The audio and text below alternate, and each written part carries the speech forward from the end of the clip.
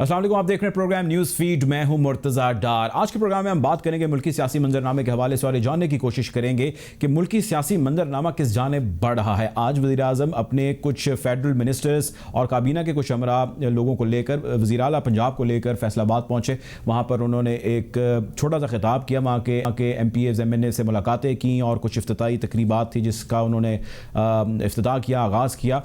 इस हवाले से उन्होंने वहाँ पर कुछ धुआंधार किस्म की तकरीर भी की, अपोजिशन को आड़े हाथों लिया। इसके साथ साथ हमने ये देखा कि अपोजिशन की जानिब से मरियम नवाज साहिबा जो है वो पहुंची मानसेरा और उन्होंने जाकर वहाँ पर एक जलसा आम से खिताब किया। हज़ारा कम्युनिटी के हवाले से उन्होंने कुछ वहाँ पर बातचीत की। इसके साथ साथ मरियम नवाज ने वहाँ पर हुकूमत को आड़े हाथों लिया। सो दोनों जानिब से हेड ऑन हेड जो है वो स्टेटमेंट्स आई और सख्त बयानात सामने आए। किसी सूरत भी कहीं हमने कोई देखा नहीं है कि किसी किस्म की कोई ऐसी स्टेटमेंट या ऐसा कोई बयान आया हो जिसमें आपस में बैठ के तमाम स्टेक होल्डर्स बातचीत करने पर राजी हो, कोई ऐसी बातचीत का सिलसिला हो जिसमें कोई किसी किस्म का तनाव की कैफियत कम जो है वो हुई हो। इस हवाले से आज के प्रोग्राम में हम गुफ्तगू करेंगे और हमें ज्वाइन कर रहे हैं पाकिस्तान मुस्लिम लीग नून के सीनियर रहनुमा तलाल साहब। तलाल चौधरी साहब, वेलकम टू द शो। आपसे पहला सवाल मेरा ये है कि आज मरियम नवाज ने धुआंधार किस्म की तकरीर की और उन्होंने कहा कि ये सारा निज़ाम जो है वो फ्रॉड है, फ्लॉड है, चोरी का निज़ाम है, धांधली ज़्यादा इलेक्शन है, ये हुकूमत किसी काबिल नहीं है। और जो वो एक सख्त स्टेटमेंट और नैरेटिव इस गवर्नमेंट के बारे में रखती है उन्होंने यहाँ पर भी दिया। ये बताइए, अगर इस किस्म के बयानात, स्टेटमेंट और एग्रेशन रहेगा तो किस तरह आगे मामला चलेंगे? बैठ के टेबल पर बातचीत क्यों नहीं हो सकती? देखिए, एक सिर्फ ये नहीं कि भी इस हुकूमत ये जाली है और ये हुकूमत जो है वो इसके पास मैंडेट नहीं है। इसके बाद आप इसकी परफॉर्मेंस और बाकी चीजें देख लें। लगातार लोग जो हैं वो बहुत तंग हैं और यकीनन जो जेन्युइन लीडरशिप है या जेन्युइन पार्टीज हैं उन्हें रिफ्लेक्ट करना पड़ता है जो कि अवाम चाह रहे होते हैं। सो इनको हर सूरत हटाना जो है वो जरूरी है। और ये मैं समझता हूँ कि शायद ये कुछ बड़ा वर्ड नहीं है कि मुल्की मफाद में अगर कश्मीर से लेकर और इकोनॉमी तक बैठ गई है तो ये सोचना होगा कि अगर ये 5 साल पूरे करेंगे तो फिर क्या होगा और आने वाला क्या उठा भी सकेगा मुल्क को या नहीं। अच्छा, ये बताएं कि आपने गिलगित बल्तिस्तान की अभी बात की।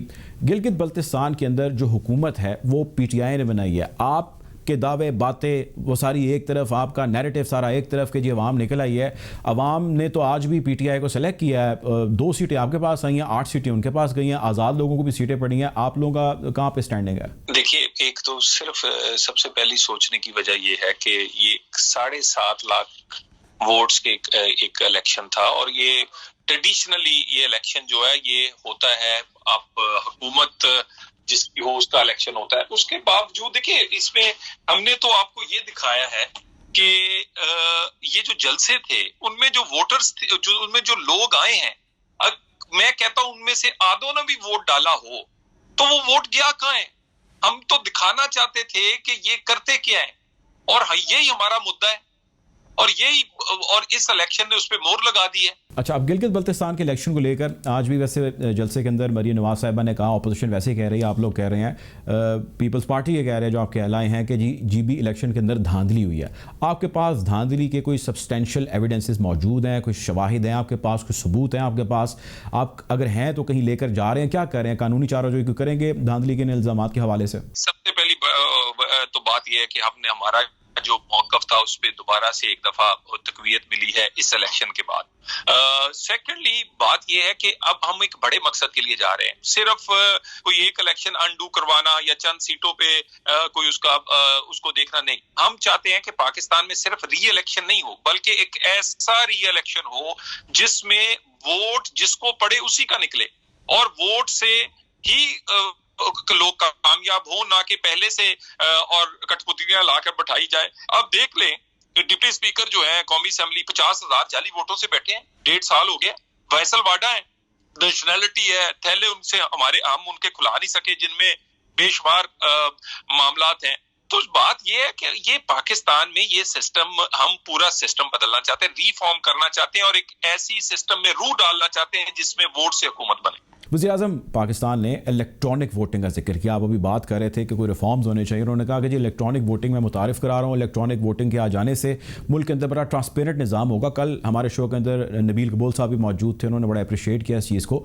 वज़ीर आज़म ने साथ साथ ये भी कहा कि मैं ये अपोजिशन से कहता हूँ कि वो आएँ, बैठें, डिस्कस करें और डिस्कशन से जो ہے ہم الیکٹرانک ووٹنگ لے کے آئیں, الیکٹورل ریفارمز لے کر آئیں جس سے چیزیں بہتری کی جانب بڑھیں. آپ جا کے بیٹھ کے بات کرنے کے لیے تیار ہیں یا اس میں بھی کوئی مسئلہ آپ کو؟ دیکھیے ایسا ہو جائے تو بڑی اچھی بات ہے, میں اس کے پورے جانتا ہوں, اور کئی باتیں جو نا وہ آپ کو کرنی چاہیے جو کہ ہو سکتی ہوں, اور یہ اس طرح کے بالکل خواہشات اچھی ہیں, مگر سب سے پہلے دیکھیں نا کہ آپ کہہ رہے ہیں جی کہ میں چاہتا ہوں سینٹ میں ہاتھ کھڑا کر کے الیکشن ہو, اپنی بڑی نیک نیتی دکھاتے ہیں. اور بھائی چیئرمین سینٹ کا جو ہے اس وقت چیئرمین سینٹ منتخب کیسا ہوا, سب سے پہلے تو وہ بدل دینا, اپنا ڈپٹی اسپیکر گھر بھیج دیں. آپ کو تو پتا ہے فورن فنڈنگ کے سٹے جو لیے ہوئے ہیں وہ خاص صاحب اس میں کے لیے کون سی ریفارم چاہیے. سو ریفارم صرف ضروری نہیں ہے بلکہ امپلیمنٹیشن بھی ضروری ہے, جو کہ بالکل جس کا فقدان ہے. ریفارم ضرور کریں گے اگر مزید ضرورت ہوئی, مگر ریفارمز کی شوبدہ بازی آپ کر کے تو یہ نہیں کر سکتے کہ آپ فورن فنڈنگ کا بھی سٹے لیے رکھیں, آپ کا چیئرمین سینٹ بھی بغیر ووٹ کسی کے ہے, چیئرمین سینٹ کسی کا ہے, ڈپٹی اسپیکر اسی طرح جعلی ووٹوں سے بیٹر ہے. سو نیت بھی دکھانی ہوگی اور پرانے لاز موجود ہیں اس پہ امپلیمنٹ کر کے بھی دکھانا ہوگا. پی ڈی ایم کا جو جلسہ ہے, پی ڈی ایم کے جلسے کو لے کے, ان کی تحریکوں کو لے کے, ویسے تو حکومت اجازت نہیں دے رہی, وزیر اعظم نے منع کر دیا جی کوئی جلسے جلد نہیں ہونے, کورونا ملک کے اندر بڑھ رہا ہے. آپ یہ بتائیں کہ ان جلسے جلوسوں کی آپ کی تیاری ایک طرف ہے, اور لاہور جو ہے اب اس کی کال بڑی قریب ہے کہ لاہور کو جو ہے وہ اب جھنجھوڑا جائے گا اور لاہور کے اندر ایک بڑا جلسہ ہوگا. آپ مجھے یہ بتائیں کہ اس حوالے سے ایک طرف گورنمنٹ کی بائنڈنگ آ گئی اور دوسری طرف آپ کا لاہور کے جلسے کی تاریخ قریب ہے, کیا پلان ہے آپ کا؟ ایک سب سے پہلے تو ہم نے فیصلہ کر لیا ہے کہ کرونا بڑی بیماری ہے یا تبدیلی بڑی بیماری ہے. لوگ بھوک سے مر جائیں گے اگر اس کو نہیں نکالیں گے. تو اس سے پہلے کہ لوگ بھوک سے مر جائیں تو ہم بالکل کرونا کی حفاظتی اقدامات بھی کریں گے, لیکن ہمارے جلسے شیڈول کے مطابق جاری رہیں گے, اور کرونا کے پیچھے عمران خان کو نہیں چھپنے دیں گے. یعنی کرونا کے پیچھے چھپنا چاہ رہے ہیں اور یہ نہیں ہوگا, جلسے ہمارے شیڈول کے مطابق ہوں. اچھا, ابھی آپ بات کر رہے تھے, دیکھیں مہنگائی کو لے کے حکومتی وزراء, مشیران, مشیر خزانہ جو ہے حفیظ صاحب نے کل ایک ڈیٹیل جو ہے انہوں نے پریس ٹاک کی, اس کے اندر صحافی بہت سارے موجود تھے. حماد ادر صاحب نے آج جو ہے وہ ٹاک کی. ہم سٹیٹمنٹس دیکھ رہے ہیں, بلکہ فیکچوئل چیزیں کچھ گراؤنڈ پہ تبدیل ہوتی دکھ رہی ہیں. اکنامک انڈیکیٹرز کی بہتری کا کہا جا رہا ہے, جس کا کلیم کیا جا رہا ہے. پیٹرول کی قیمت ہم سستی ہوتی دیکھ رہے ہیں, کم ہوتی دیکھ رہے ہیں. اس کے ساتھ ساتھ ہم ڈالر کی پرائس سے کمی ہوتا دیکھ رہے ہیں. 168 سے آج 158 کے قریب ڈالر, 58.5 کے قریب ڈالر آ چکا ہے. سو اکنامک انڈیکیٹرز میں اسٹیبلٹی آ رہی ہے. گورنمنٹ آفیشلز, وزراء کہہ رہے ہیں. آپ کے پاس جو بیانیہ ہے, جو آپ کا نیریٹو ہے, اس میں فور موسٹ آپ کہتے ہیں جی مہنگائی ہے, جو عوام کا مسئلہ ہے جس کے خاطر ہم نکلے ہیں. تو عوامی مسئلہ تو وہ حل کرنے جا رہی ہے گورنمنٹ, جو گورنمنٹ کہہ رہی ہے. اب آپ کس چیز پہ ان کے ساتھ سینگ پھنسائیں گے؟ میرا خیال ہے کہ ڈالر 100 سے اگر 150-55 کا ہو بھی جائے تو وہ یہ بہت زیادہ 100 کا تو نہیں ہونے جا رہا. یعنی چینی جو 115 روپے کی ہے وہ 55 کی تو نہیں ہونی جا رہی. وہ جو آٹا 75 روپے کا ہے وہ دوبارہ 35 کا تو نہیں ہونے جا رہا. اور جو بجلی گیس کے بل کئی سو گنا بڑے ہیں وہ تو نہیں کم ہونے جا رہے. وہ ادویات جو 400 گنا بڑی ہیں وہ کم تو نہیں ہونے جا رہی. ذرا یہ میری بات کی بجائے آپ کے سامنے جو کیمرہ مین کھڑا ہے اس سے پوچھیں اس کے حالات کیا ہیں. اگر جس دن اس کے حالات اچھے ہو گئے اس دن ملک کے حالات اچھے ہیں. اچھا, آپ ایک سیزن جو ہے وہ پولیٹیشین ہے. آپ ادر دین, اگر میں آپ سے پاکستان مسلم لیگ نون کے ممبر بات کروں, ایز اے پولیٹیشین آپ سے بات کروں, پی ڈی ایم کے کیونکہ اتحاد کو لے کے کافی باز گشت جاری ہے, اور کچھ لوگ یہ بھی کہہ رہے ہیں کہ بڑا سمارٹ پیپلز پارٹی پلے کری جا رہی ہے پی ڈی ایم کے اندر, اور نون لیگ جو ہے اس کے پاس کوئی چارہ ہی نہیں بچا. آپ اس اتحاد اور اس کے فیوچر کو کیا دیکھتے ہیں؟ دیکھیں, میں آپ سے ایک بات بتا دوں. پاکستان میں اگر آپ نے کوئی ریفارم کرنا ہے اور پاکستان کو کسی ایسا سسٹم دینا ہے جس کے کم از کم جس سے آئندہ 70 سال میں تو نہیں ہم سیکھ سکے, آئندہ 70 سال میں کچھ کر لیں, تو ہمیں ملٹی پارٹی کوآپریشن چاہیے.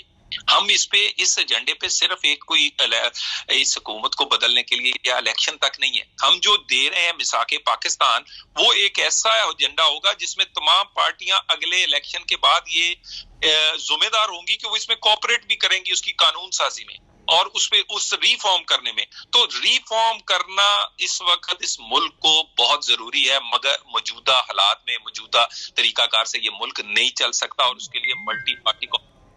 آخری سوال آپ سے یہ بتائیں کہ آپ لوگوں نے اپوزیشن جتنی بھی ہے اس سب نے ایک بیانیہ بڑا اڈاپٹ کر کے رکھا, اور انہوں نے کہا کہ جی یک طرفہ احتساب کا عمل جاری ہے پورے ملک کے اندر. کوئی ایسا شخص نہیں ہے اپوزیشن کا جس کو انہوں نے چھوڑا, اس کو جو ہے وہ وکٹم بنایا جا رہا ہے, اس کو ٹارگٹ کیا جا رہا ہے.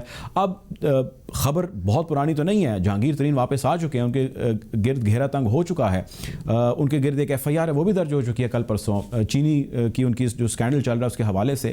تو he is under the the problem, he is under that situation. آپ مجھے یہ بتائیں کہ آپ لوگ اب میاں صاحب کو لے کر کیا آپ کے پاس بیانی، آپ کس طرح ان کو ڈیفینڈ کر رہے ہیں، کیا کاؤنٹر آپ نیریٹو دے رہے ہیں؟ دیکھیے میاں صاحب نے اس احتساب کے نظام کو ایکسپوز کیا ہے خود پیش ہو کے سینکڑوں طریقوں پہ، پھر اس کے بعد کس طرح کے فیصلے آئے، ججز کس طرح بلیک میل ہوئے، کیا پاکستان میں کھیل کھیلا گیا، کس طرح پاناما اور اقامہ، انہوں نے بہت کچھ اس ملک میں ایکسپوز کیا ہے، اور وہ سارے مقدمات ان پہ سیاسی ہیں، سزائیں ان پہ سیاسی ہیں، وہ ایک سیاسی رہنما اپنی جنگ لڑیں، ہاں ان کی صحت کا بھی معاملہ ہے، لیکن اس کے ساتھ ہماری اپنی پارٹی کی یہ اسٹریٹجک ایک موو کہہ سکتے ہیں، یا ہم اپنا خود فیصلہ کریں گے کہ وہ کب آئیں گے کب نہیں آئیں گے۔ اس وقت وہ باہر بیٹھ کے بہت بہتر اور بہت بڑا رول پلے کر رہے ہیں۔ بہت شکریہ جی، ہمارے ساتھ پروگرام میں موجود تھے طلال چودھری صاحب، پاکستان مسلم لیگ نون کے سینئر رہنما، آپ کے وقت کا بہت شکریہ۔ پروگرام میں وقت ہو جاتا ہے ایک بریک کا، بریک کی جانے پڑتے ہیں۔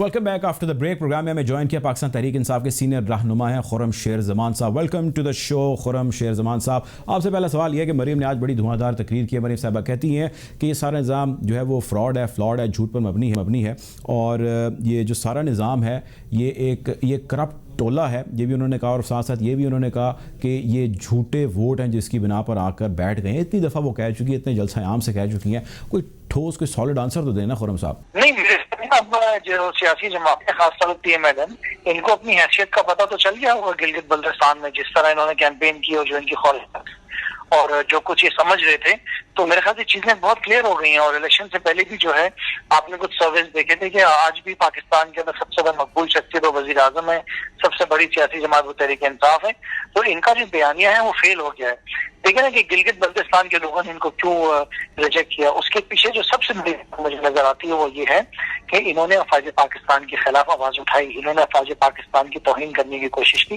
دیکھیں ہمارے دلوں پہ راج کرتے ہیں ہمارے فوجی، ہماری سرحدوں کی حفاظت کرتے ہیں، اپنی جانیں دیتے ہیں، تو جو سیاسی جماعت اپنی افواج کے خلاف ہو جائے تو آپ ان سے کیا ایکسپیکٹ کر سکتے ہیں؟ وہ تو اپنی دولت کو بچانے کے لیے، اپنی پیسوں کو بچانے کے لیے، اپنے بڑوں کی کرپٹ جو ہے ان کی نظام کو بچانے کے لیے کتنی حد تک بھی جائیں گے۔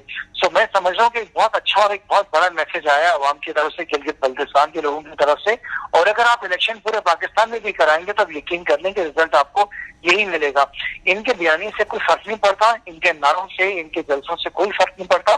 عوام فیصلہ کر چکی ہے، وزیر اعظم صاحب کے ساتھ کھڑی ہے، اور ہم ملک کو آگے لے کے جانا چاہتے ہیں، اکانومی بہتر کرنا چاہتے ہیں، فارن پالیسی آپ کی کامیاب ہے، وہ بہتر ہونے کی ضرورت ہے اور بھی زیادہ، اور ان کے ساتھ کوئی نہیں کھڑا ہے، ہر شخص وزیر اعظم صاحب کے ساتھ کھڑا ہے کہ لگاتے ہیں اپنے نعرے، ان کو جتنے لگانے ہماری صحت پہ کوئی فرق نہیں پڑ رہا۔ دیکھیں گلگت بلتستان کے الیکشن کی جو ہے وہ آپ نے بات کی ہے، گلگت بلتستان کے الیکشن کو لے کے جو آپ کی اپوزیشن ہے وہ سخت سیخ پا ہے، اور انہوں نے بڑے سویر قسم کے آپ پہ ایلیگیشن لگائے، اور انہوں نے کہا کہ آپ نے دھاندلی سے یہ الیکشن جیتا ہے، آپ نے ریگنگ کیا جس کے بعد آپ نے یہ الیکشن جیتا ہے۔ اس حوالے سے نہ کہ صرف مریم کا بیان ہے، اس کے ساتھ ساتھ بلاول کا بھی بیان ہے، اور ان دونوں نے یہ بات کی ہے کہ آپ نے دھاندلی کی ہے، بلکہ بلاول جو پروٹیسٹ ہو رہا ہے گلگت بلتستان کے اندر اس کے ساتھ شامل بھی ہوئے، اس کے اندر بیٹھے بھی، اور آپ کے خلاف انہوں نے ایک آواز بلند کی۔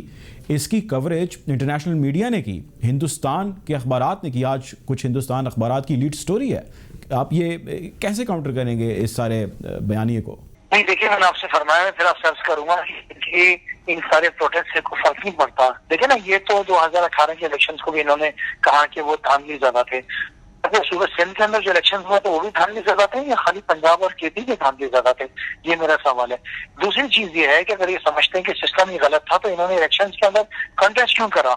یہ تو ایک پریکٹس رہی ہے۔ دیکھیں پاکستان تحریک انصاف نے جب 2013 کے الیکشن کے بعد احتجاج اور دھرنوں کے اندر گئے تو ہم تو سسٹم کی بہتری کے لیے گئے نا۔ ہم نے تو کہا کہ 4 حلقوں کو کھول لیا جائے، ان کو انویسٹیگیٹ کر لیا جائے، اور اس کے بعد اگر آپ کو نظر آتا ہے کوئی غلطی ہے تو آنے والے آئندہ کے الیکشنز کو بہتر کرنے کے لیے اس کے اندر ترمیم لے کر آئی جائے، ریفارمز لے کر آئے جائیں۔ یہی ہماری ڈیمانڈ تھی۔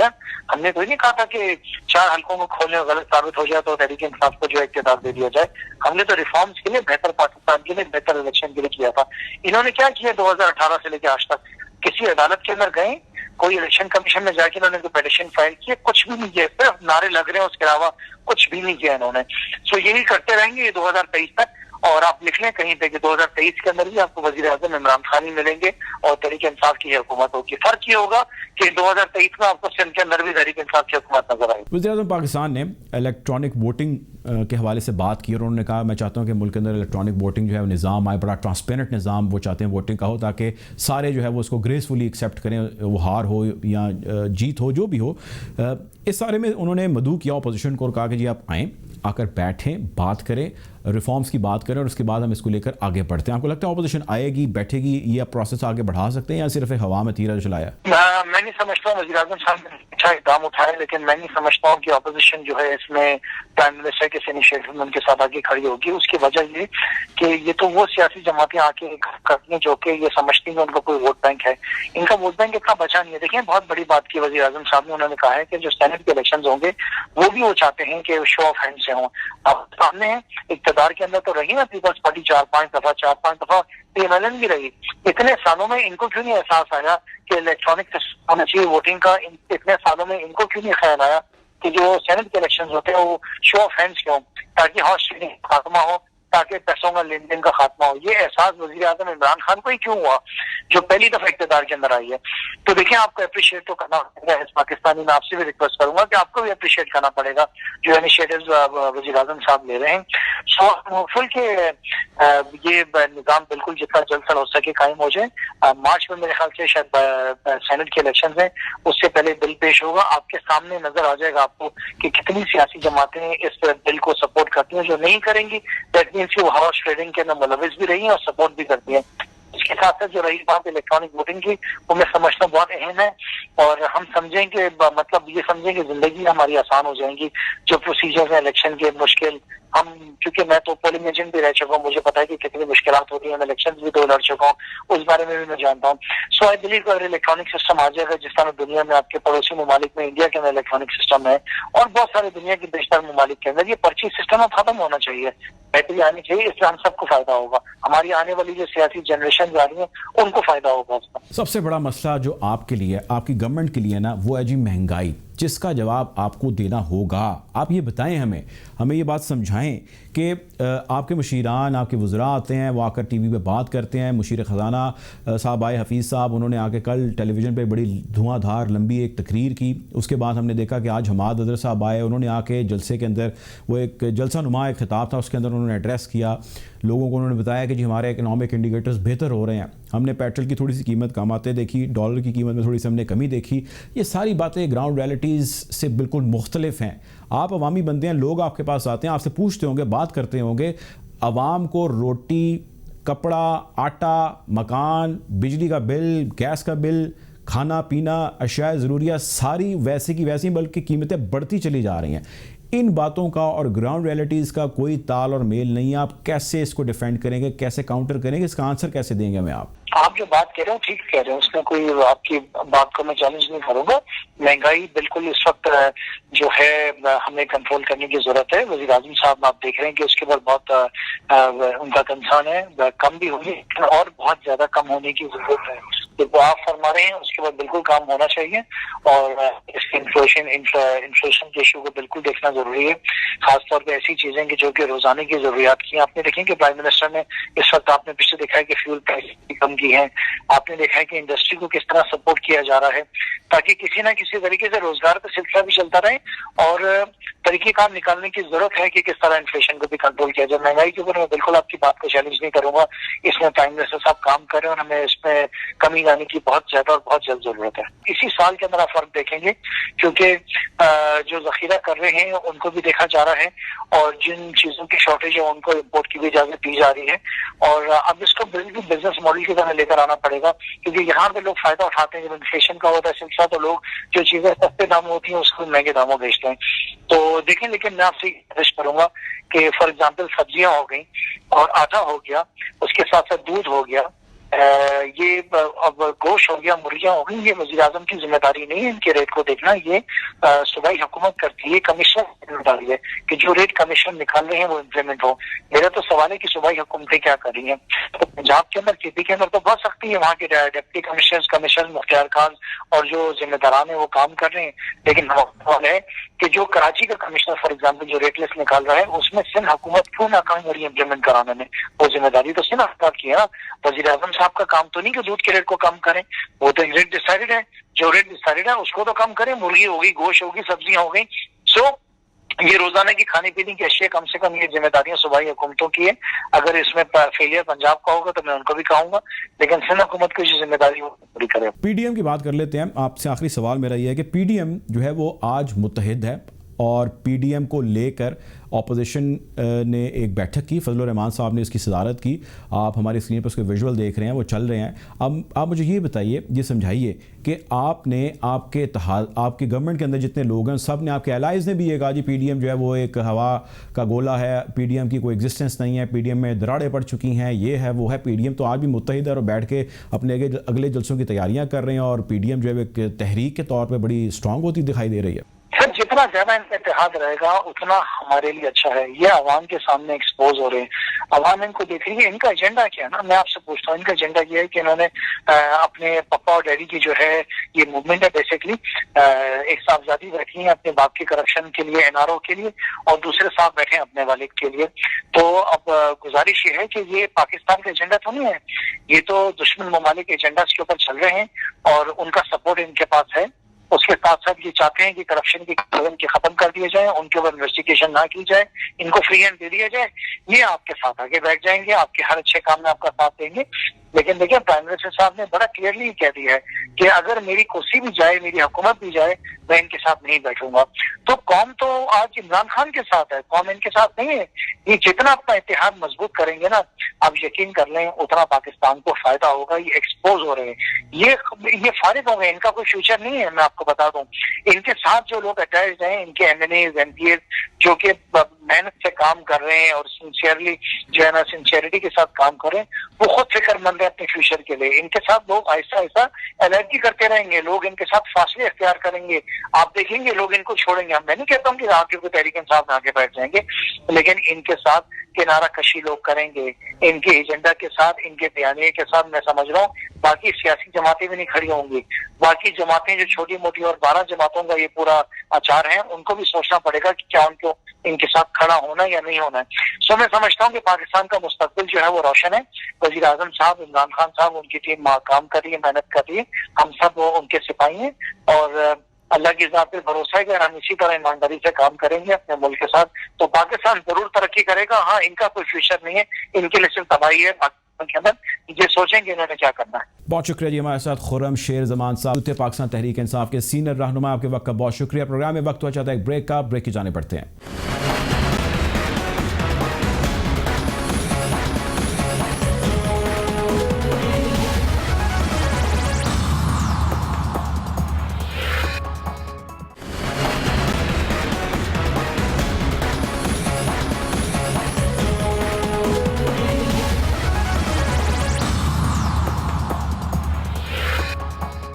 Welcome back after the break. گفتگو کو مزید آگے بڑھائیں گے اور یہ جاننے کی کوشش کریں گے کہ صورتحال کس جانب بڑھ رہی ہے۔ پروگرام میں جوائن کیا ہے پروفیسر محمد خالد پراچا صاحب نے، تجزیہ کار ہیں۔ Welcome to the show professor. آپ سے میرا سوال یہ ہے کہ اپوزیشن اور حکومت آمنے سامنے ہیں، ایک دوسرے کو جو بیانات آ رہے ہیں بڑے سخت بیانات آ رہے ہیں، کہیں پہ کسی قسم کی کوئی نرمی نہیں ہے۔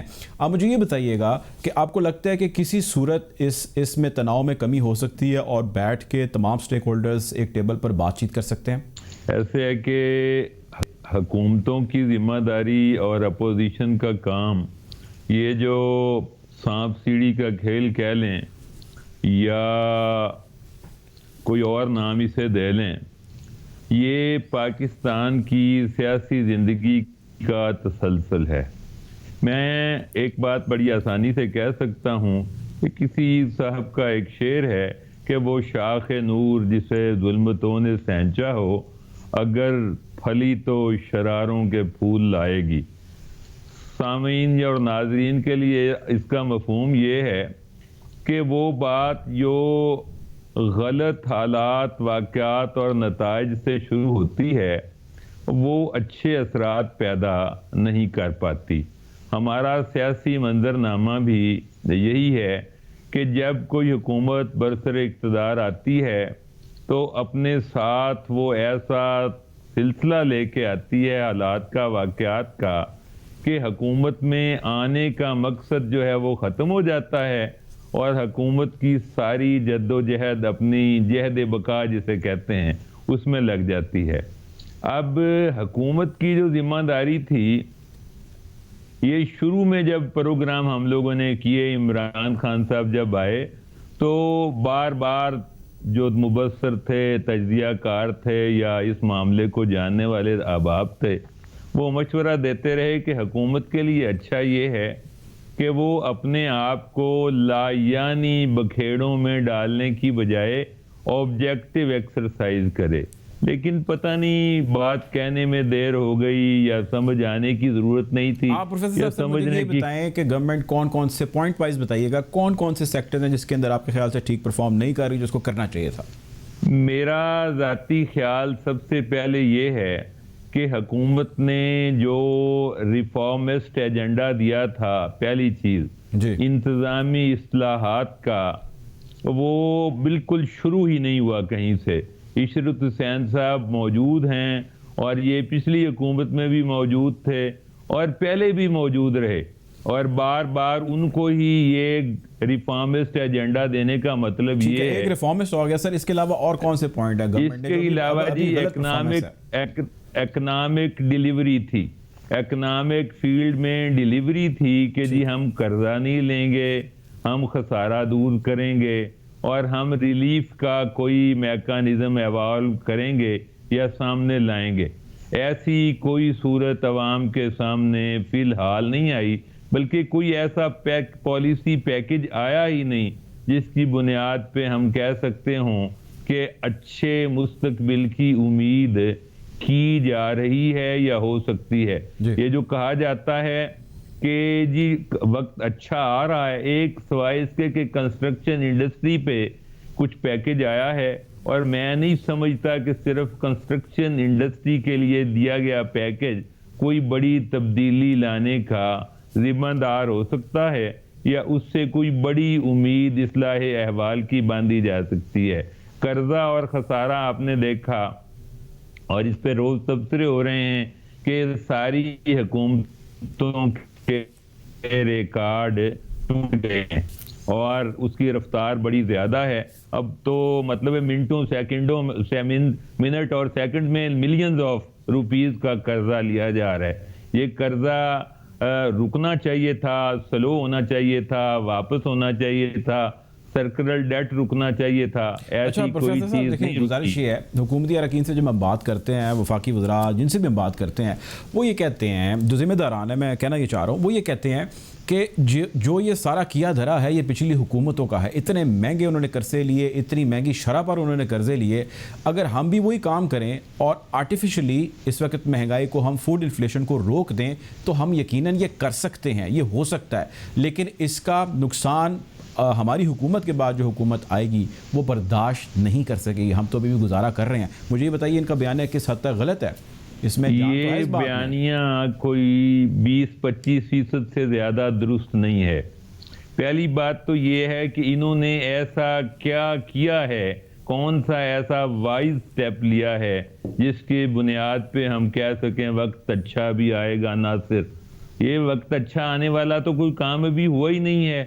اور اگلی بات کہ قرضہ لینے سے قرضے کا بوجھ بڑھتا ہے.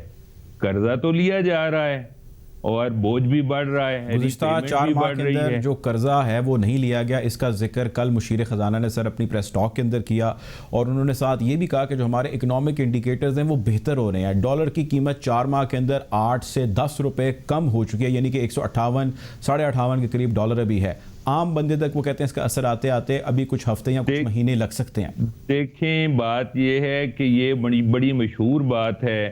شیخ رشید صاحب کا اور اسحاق ڈار صاحب کا مکالمہ ہوا تھا کہ ڈالر کو 100 پہ واپس آ گیا، اسحاق ڈار لے آیا تو میں خودکشی کر لوں گا. تو یہ ڈالر کی واپسی اتنا بڑا سٹیپ یا ہمارا گین پارشلی ہے.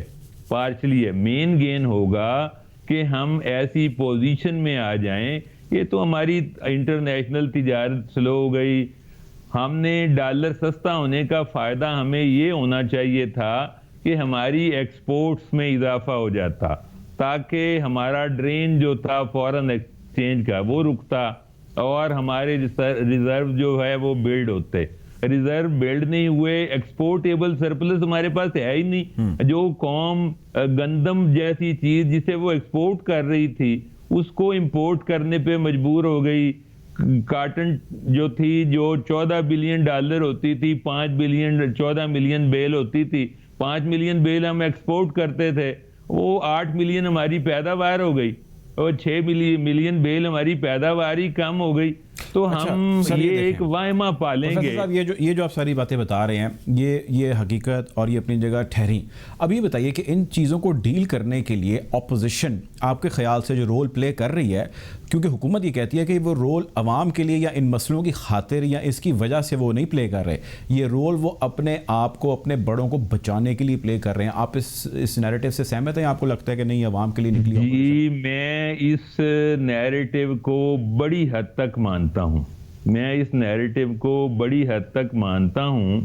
کہ اپوزیشن کا کام یہ نہیں ہوتا کہ حکومت کی سٹیبلٹی کو ختم کر دیا جائے, کوئی مشورے کی ڈیبیٹ پہ نہ دیا جائے. اور یہ ہماری اسمبلی جو ہوتی ہے وہ سال میں 120 دن کے سیشن کے لیے میں 70 دن جو ہے وہ صدر کے خطاب پہ بحث کر کے اور صدر کو شکریہ کی قرارداد پاس کر کے چلی جاتی ہے اور کوئی تجویز زیر غور نہیں لاتی.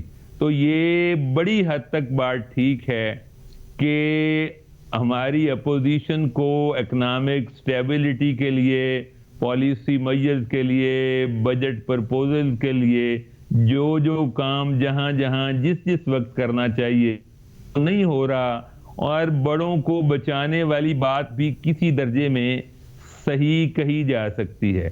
اس کی وجہ یہ ہے کہ ایک نیریٹو ایسا بن گیا ہے جس میں یہ بات پیپل بائی, لوگ یہ بات مانتے ہیں کہ کچھ زیادتیاں, کچھ یک طرفہ احتساب, کچھ اور غلط طریقہ کار. مثلا میں خود یہ کہتا ہوں اور اس ٹی وی چینل کی وساطت سے کھلے عام کہہ رہا ہوں کہ نواز شریف کا مقدمہ 184(3) کے تحت سنا گیا, وہ سیدھا سادہ ایک فوجداری جرم تھا. فوجداری طریقے سے مقدمہ قائم ہوتا, اس طرح سنا جاتا.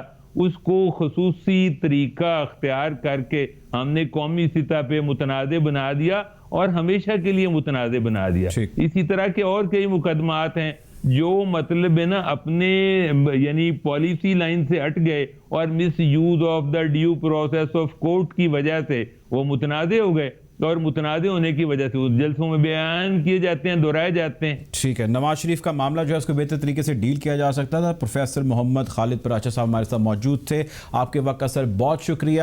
حکومت یہ انتہائی ضروری ہے کہ وہ مہنگائی پر جلد از جلد قابو کرے. حکومتی عہدیداران, مشیران, وزراء آ رہے ہیں, وزیر اعظم آ رہے ہیں اور آ کے جلسوں میں مختلف کارنر میٹنگز کے اندر, اسٹیٹمنٹس کے اندر, پریسرز کے اندر آ کے یہ کہہ رہے ہیں کہ اکنامک انڈیکیٹرز بہتر ہوئے ہیں, بہتری کی طرف ہم جا رہے ہیں, ہمارے قرضوں کے اندر جو شرح ہے اس میں کمی آ رہی ہے, ٹھہراؤ آ چکا ہے, ڈالر کی کمی میں ہم دیکھ رہے ہیں کہ آ رہی ہے, اس کے ساتھ پیٹرول کی قیمت جو ہے وہ کم ہو رہی ہے, بٹ اس کا اثر عوام تک, عام بندے تک, آپ تک, مجھ تک ابھی تک نہیں آ پایا. حکومت کے لیے یہ فرسٹ پرائیورٹی ہے کہ وہ سب سے پہلے جو ہے مہنگائی کو نیچے لے کر ہے. یہ عوام کا کہنا ہے, عوام کی پکار ہے, عوام کی ڈیمانڈ ہے. پروگرام کا وقت ختم ہو جاتا ہے. آپ سے انشاءاللہ کل ضرور ملاقات ہوگی. اپنا خیال رکھیے گا. اللہ حافظ.